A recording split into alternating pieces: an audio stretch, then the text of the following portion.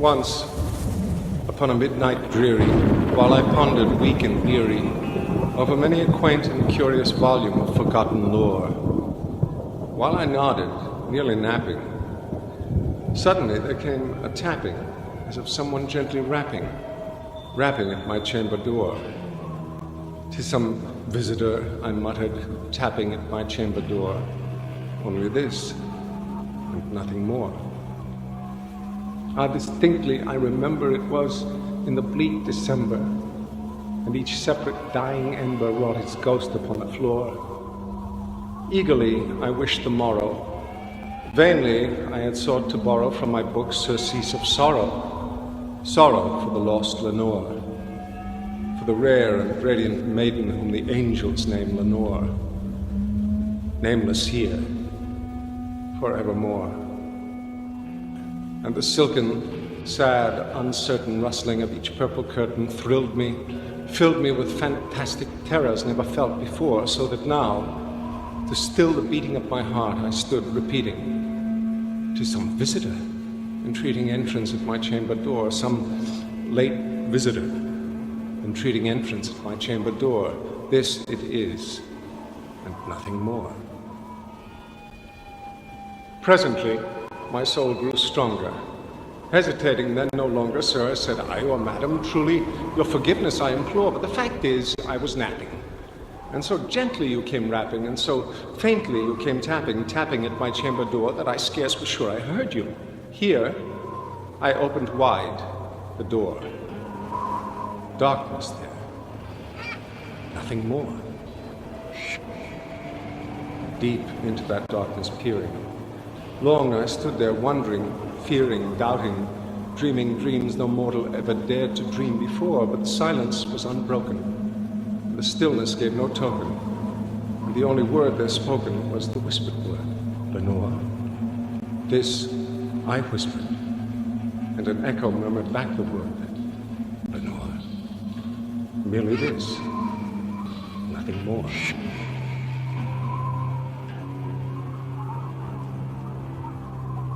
Back into the chamber turning, all my soul within me burning, soon again I heard a tapping, somewhat louder than before. "Surely," said I, "surely that is something at my window lattice.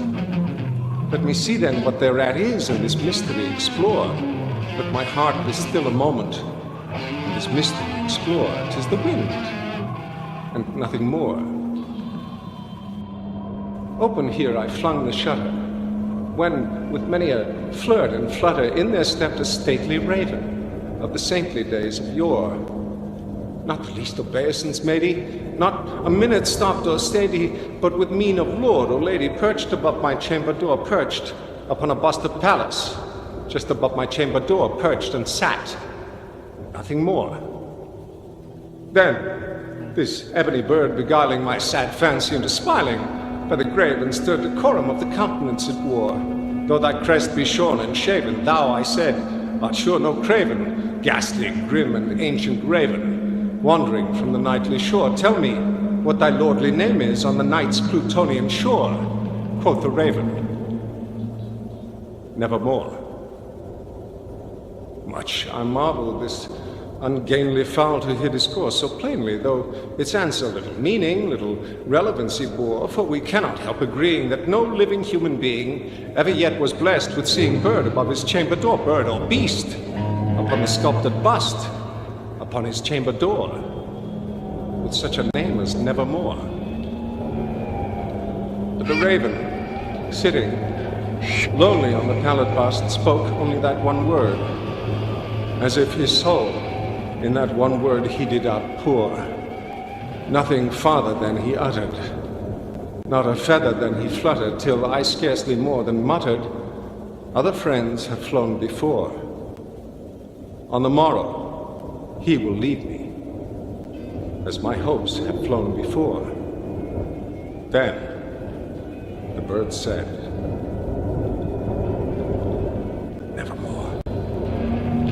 Startled by the stillness broken by reply so aptly spoken, "Doubtless," said I, "what it utters is its only stock and store, caught from some unhappy master, whom unmerciful disaster followed fast and followed faster, till his songs one burden bore, till the dirges of his hope that melancholy burden bore of never, nevermore.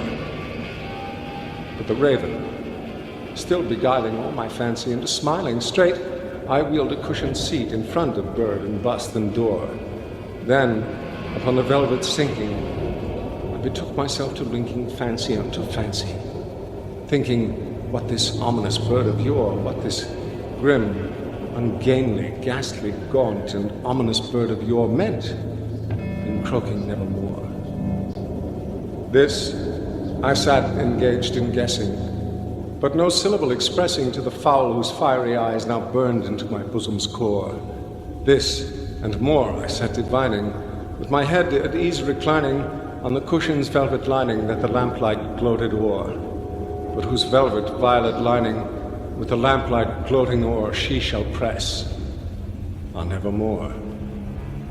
Then methought the air grew denser, perfumed from an unseen censer swung by seraphim, whose footfalls tinkled on the tufted floor. Wretch, I cried, thy God hath lent thee, by these angels he hath sent thee respite, respite and nepenthe from the memories of Lenore. Quaff, O quaff this kind nepenthe, and forget this lost Lenore, quoth the raven, nevermore. Prophet, said I, thing of evil, prophet, still a bird or devil, whether tempter sent or whether tempest tossed thee here ashore, desolate, yet all undaunted, on this desert land enchanted, on this home by horror haunted, tell me, truly I implore, is there balm in Gilead? Tell me, I implore, quoth the raven, nevermore. Prophet, said I, thing of evil, prophet, still a bird or devil, by that heaven that bends above us, by that God we both adore, tell this soul with sorrow laden, if within the distant Aden it shall clasp a sainted maiden whom the angels name Lenore.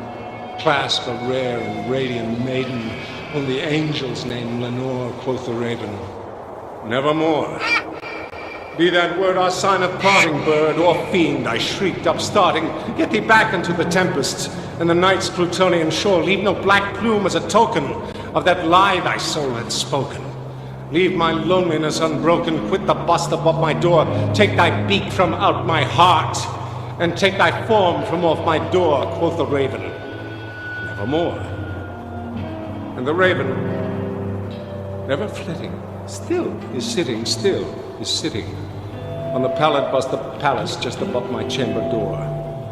His eyes have all the seeming of a demon's that is dreaming, and the lamplight o'er him streaming throws his shadow on the floor, and my soul, from out that shadow that lies floating on the floor, shall be lifted nevermore.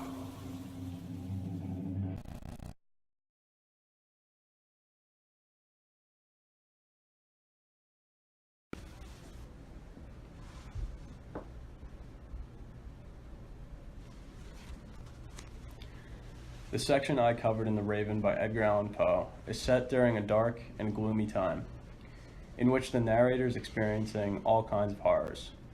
The first 6 stanzas represent the setting and the theme of the poem, in which Poe describes the setting as bleak December, and this exemplifies the tone of the story.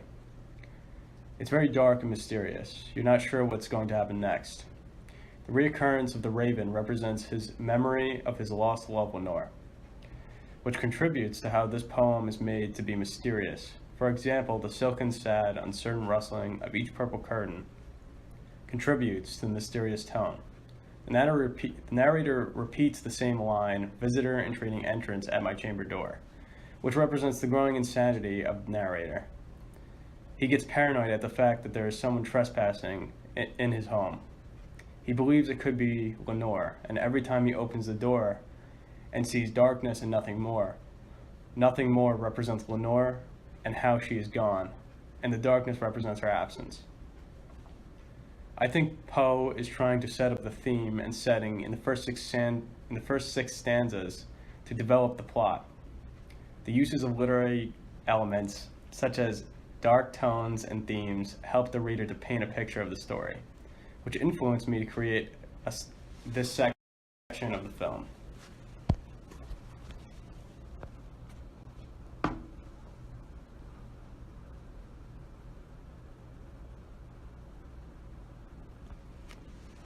Edgar Allan Poe presented the raven as the main symbol throughout this poem.